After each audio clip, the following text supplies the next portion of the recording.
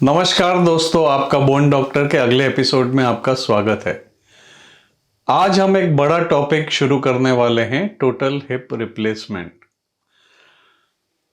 तो total hip replacement बहुत common surgery है और बहुत सफल सर्जरी है। इससे कई लोगों को पीड़ा से आराम मिला है और इसमें इनोवेशंस अभी काफ़ी हो गई है, तो हम ये सब टॉपिक कवर करेंगे।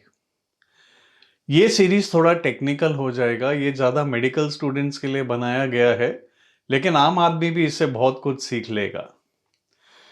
तो पहले तो हम बात करेंगे कि टोटल हिप रिप्लेसमेंट होता क्या है। जब किसी कारण हिप जॉइंट में आर्थराइटिस हो जाती है और पेशेंट को बहुत ज़्यादा पेन होता है कि चलने में दिक्कत होती है, तो तब इन ओल्डर पेशेंट्स हम हिप रिप्लेसमेंट करते हैं। तो हिप जॉइंट कैसे बनता है? हिप जॉइंट होता है एसिटाबुलम जो पेल्विक साइड पे होता है और फीमर का हेड एसिटाबुलम में आर्टिकुलेट करता है और इसे हिप जॉइंट कहते हैं। तो जब रिप्लेस करना पड़ता है आर्थराइटिस में, तो हमको दोनों साइड रिप्लेस करना पड़ता है क्योंकि कार्टिलेज भी पूरा घिस चुका है और हेड का कार्टिलेज भी घिस चुका है।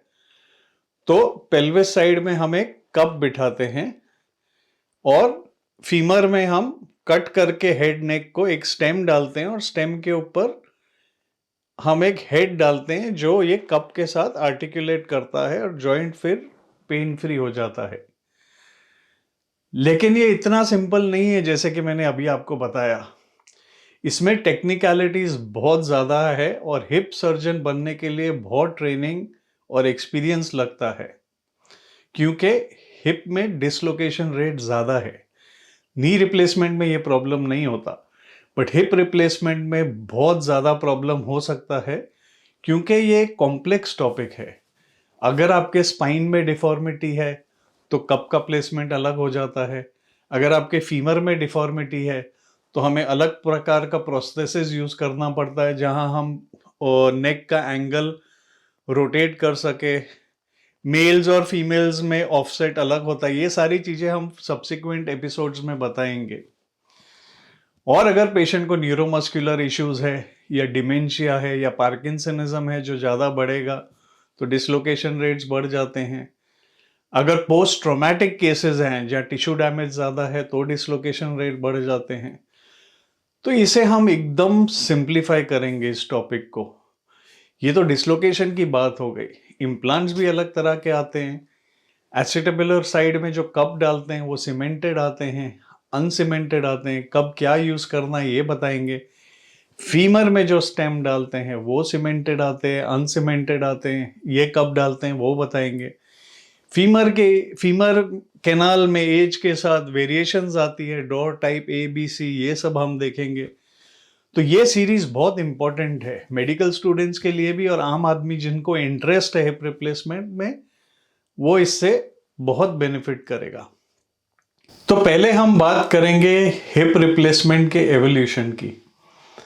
तो जब हम रेजिडेंट डॉक्टर्स हुआ करते थे तब हम मोनोब्लॉक प्रोस्थेसिस करते थे। मीन्स सिर्फ फीमर साइड पे नेक फ्रैक्चर्स के लिए हम एक स्टेम डालते थे जिसमें हेड बना होता था और ये फिक्स्ड डिवाइस होती थी।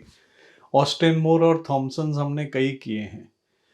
फिर ये अनपॉपुलर होने लगे क्योंकि इसमें लूजनिंग होता था। कभी कभी अगर फीमर स्टेम वाइड है तो सीमेंट डाल के करना पड़ता था और इसके रिजल्ट्स ऑप्टिमम नहीं थे। हैरिस हिप स्कोर काफ़ी कम होता था आफ्टर अ ईयर और टू।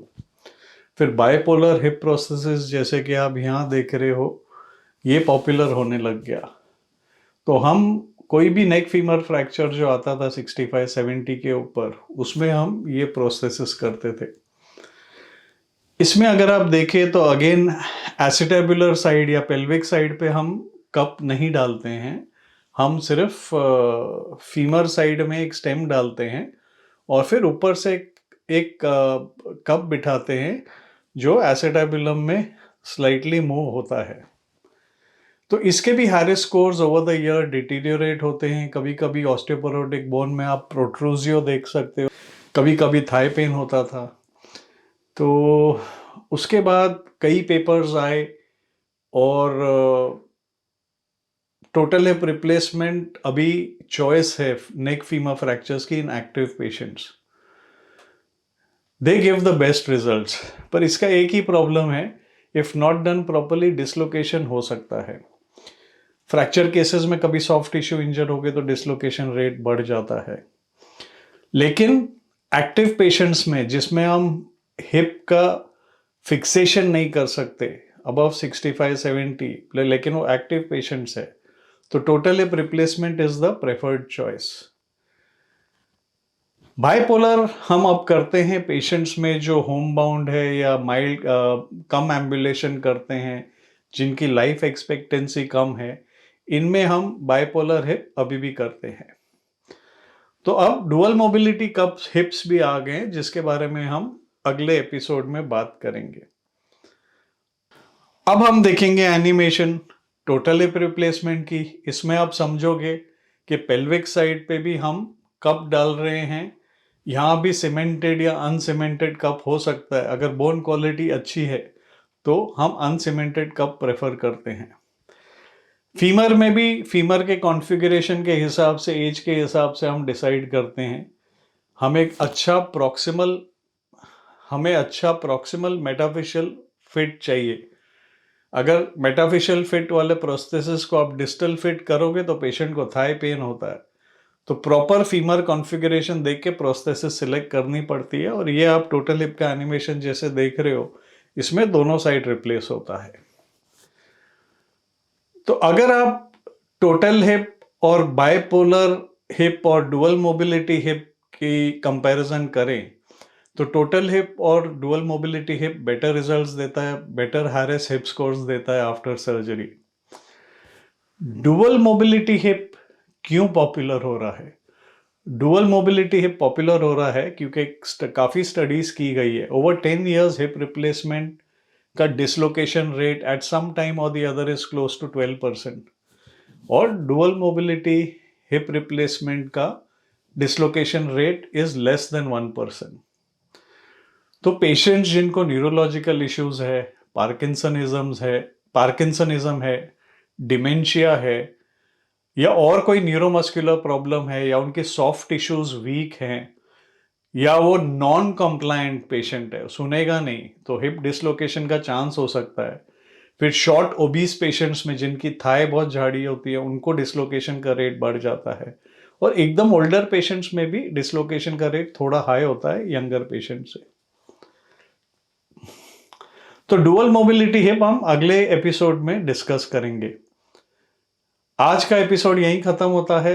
अगर आपको पसंद आया हो तो लाइक बटन दबाइए, शेयर करिए, और मेरा चैनल देखने के लिए बहुत बहुत धन्यवाद। Thank you.